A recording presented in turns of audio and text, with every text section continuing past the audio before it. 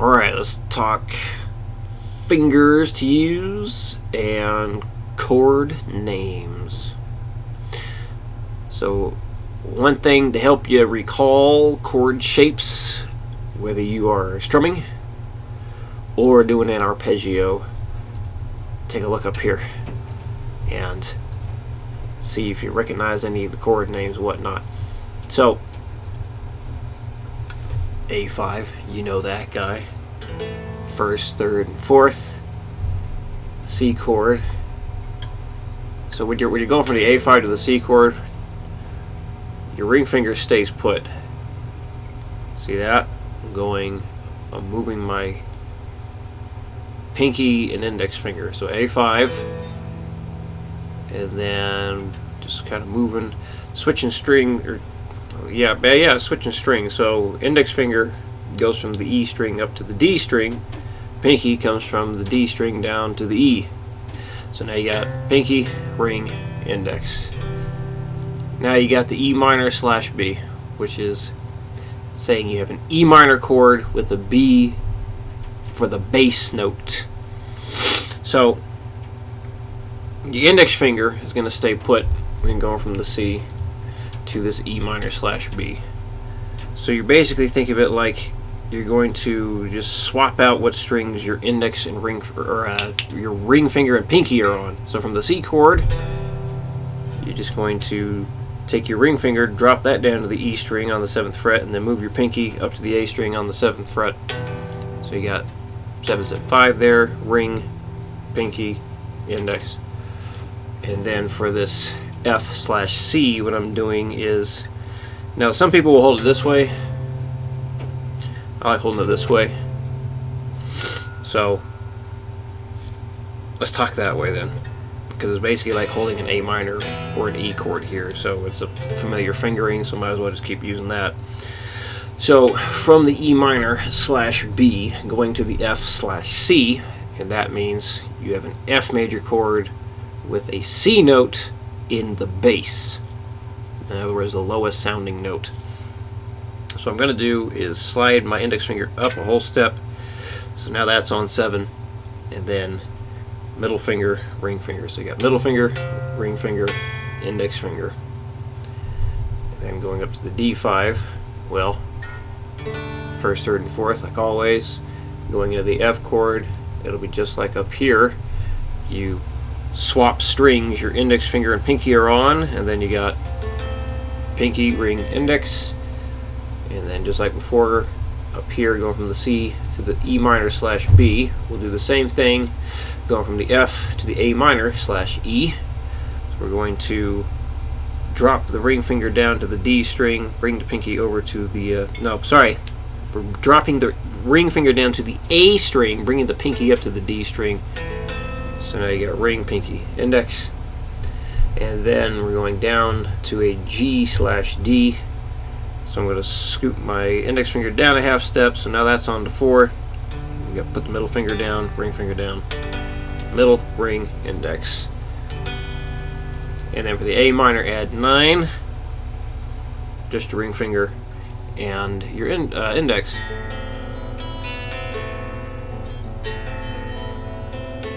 There you go. Okay. So if you can get the whole thing at 60, fantastic.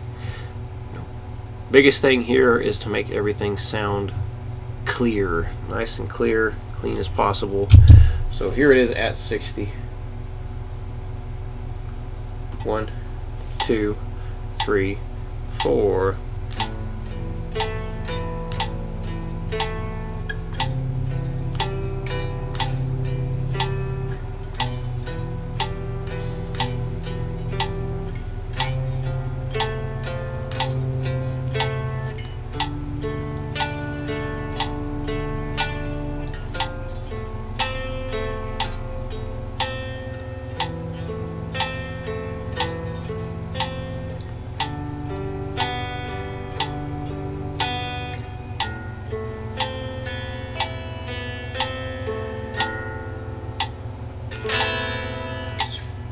That felt appropriate. Bonus strum at the end. Alright.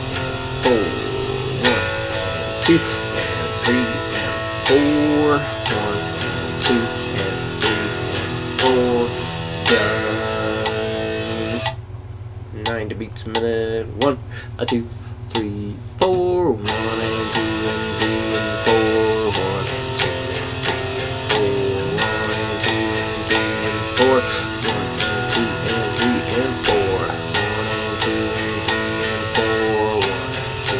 3 and 4. 1 and 2 and 3 and 4. 1 and 2 and 3 and 4. 1, 2, and 3, 4. Done. 120. 1, 2, 3, 4. 1 and 2 and 3 and 4. 1 and 2 and 3 and 4. 1 and 2 and 3 and 4. 1 and 2 and 3 and 4. 1 and 2 and 3 and 4. 1 and 2 and 3 and 4. And the bonus speed. 140. 1, 2, 1, 2, 3, 4.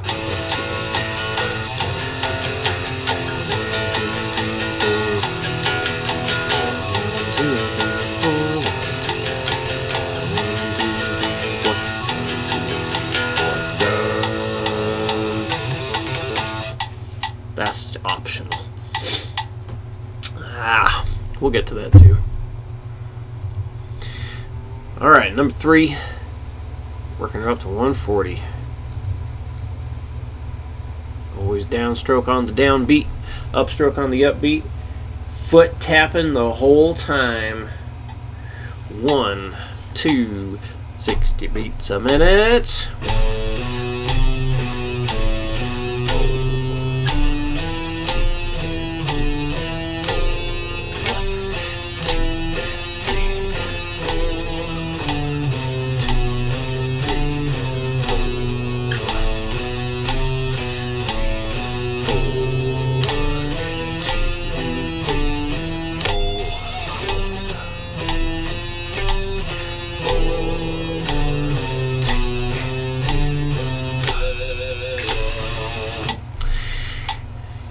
Now you're going to hear me trying to throw in pinch harmonics. I want to say, if you noticed, like when I'm doing this, see how my fingers, I got all 3 down when I hit that 8th fret? I want you to do the same. When you go up here to this A string, your index finger, remember, it's got to be muting out that E string. So keep it down as much as you can. Now when you go up to the 3rd bar, see about having all 3 fingers down again, so your index finger is muting the underside of the E string. And then when you're here, your index finger, see, is laying across all those strings, again, to mute all the unwanted noise. So it might take a little time to get used to that, but that's definitely something you got to work on. So especially when you're playing live and you got lots of power in that amp, oh boy, is it easy to hear all kinds of fun noises.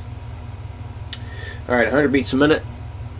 1, 2, let me try that count again. 1, 2, 3, 4.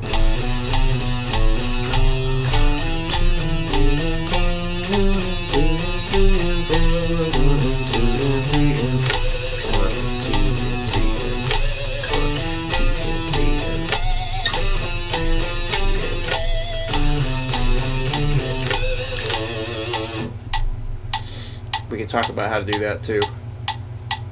It's kind of a weird technique to learn. All right, 140. 1, 2, 1, 2, 3, 4.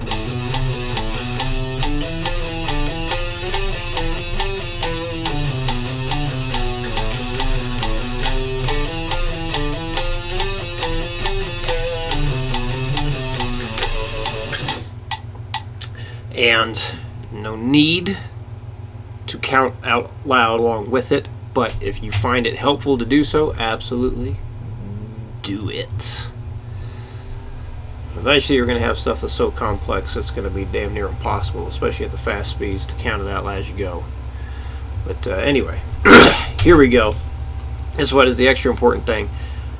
Constantly keeping the downstroke on the downbeat, upstroke on the upbeat. So challenging part probably going to be here. You got to hit this,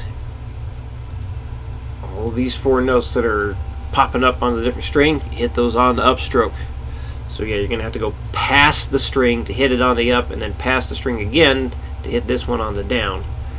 But it's going to be useful in order to get you playing nice and smooth and lickety-split. 60 beats a minute. 1, 2, 3, 4.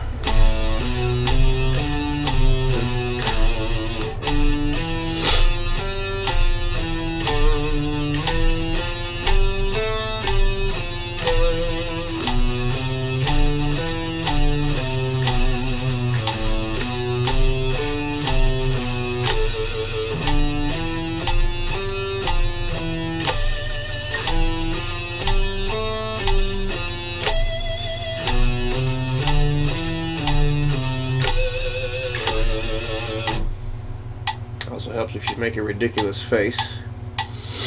100 beats a minute. 1, 2, 3, 4.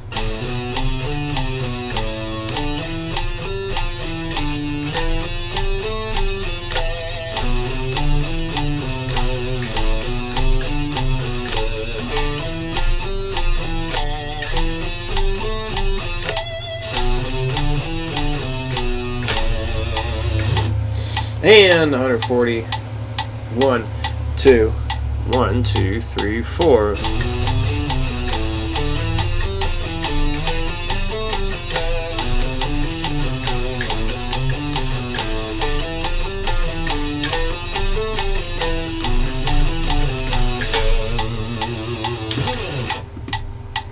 There we go.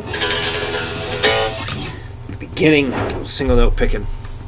So we will be covering quite a few 8th note picking patterns, just like you did with the chord strumming. So it's all applicable together. So if you have any questions, please let me know. And I will see you again in 1 week.